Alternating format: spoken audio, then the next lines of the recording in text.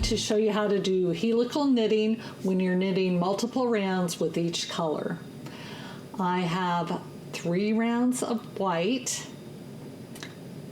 that I've knitted, 3 rounds of blue, and most of this I have 3 rounds of green, except these first 3 stitches, there are only 2 rounds. So I need to knit those first 3 stitches before preparing to change to the next color, which is the white.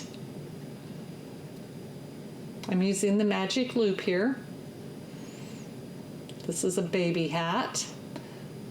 Knitting these 3 stitches. Now the next 3 stitches will be slipped purlwise before we begin the white. This moves where the beginning of the round is every time you change colors, and it makes the jogs between the colors much less noticeable. You can still see it if you really look, but it's just a much smoother join. So we began the white, and we'll be knitting 3 rounds with the white, ending where the green and white meet.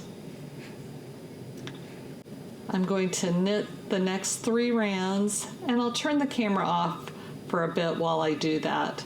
But you can see where the white started, and the 3 stitches right before that were slipped. We've knit 3 rounds on most of this. The first 3 stitches, you can see there's 2 rounds below the needle and 1 round of stitches on the needle. Then the next 3 stitches, only 2 rounds have been knit. So we'll need to knit those 3 stitches so all of the white has 3 rounds.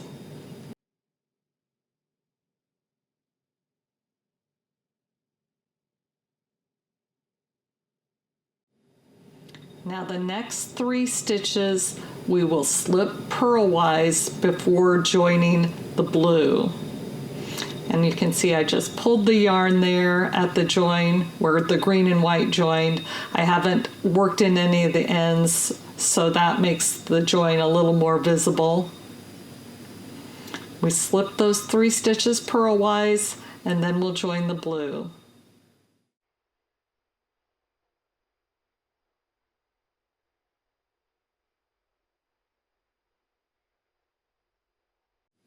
And we're going to knit 3 rounds with the blue, ending where the blue and the white join. So those first 3 stitches that I just knit will be the stitches that are slipped, of course 3 rounds up, but the stitches that will be slipped before the next color change. Thanks for watching how to do helical knitting on multiple rows of the same color.